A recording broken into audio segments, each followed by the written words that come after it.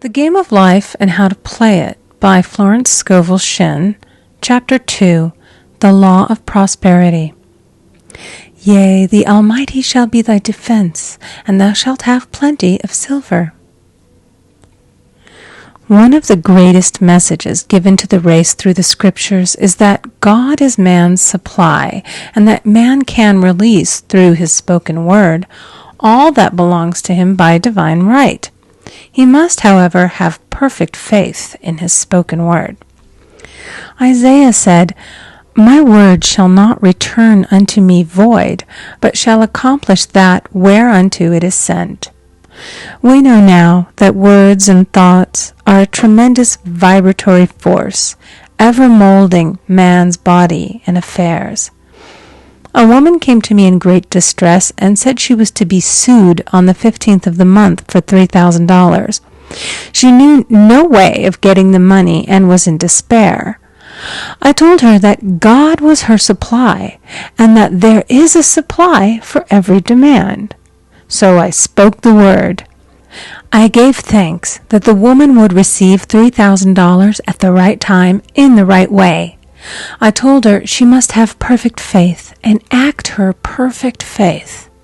The 15th came, but no money had materialized. She called me on the phone and asked what she was to do. I replied, "It is Saturday, so they won't sue you today.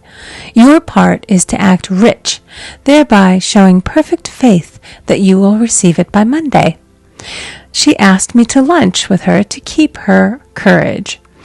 When I joined her at a restaurant, I said, "This is no time to economize. Order an expensive luncheon and act as if you have already received the $3,000.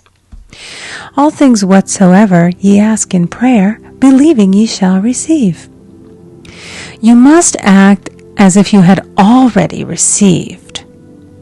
The next morning she called me on the phone and asked me to stay with her during the day. I said, "No, you are divinely protected and God is never too late." In the evening she phoned again, greatly excited, and said, "My dear, a miracle has happened. I was sitting in my room this morning when the doorbell rang. I said to the maid, 'Don't let anyone in.' The maid, however, looked out the window and said, 'It's your cousin with the long white beard.' So I said, 'Call him back. I would like to see him.' And he was just turning the corner when he heard the maid's voice, and he came back. He talked for about an hour, and just as he was leaving, he said, 'Oh, by the way, how are finances?' I told him I needed the money, and he said, 'Why, my dear, I will give you $3,000 the first of the month.' I didn't like to tell him that I was going to be sued. What shall I do? I won't receive it till the first of the month, and I must have it tomorrow. I said, 'I'll keep on treating.' I said, 'Spirit is never too late. I give thanks that she has received the money on the invisible plane and that it manifests on time.' The next morning her cousin called her up and said, 'Come to my office this morning, and I will give you the money.' That afternoon, she had $3,000 to her credit in the bank and wrote checks as rapidly as her excitement would permit.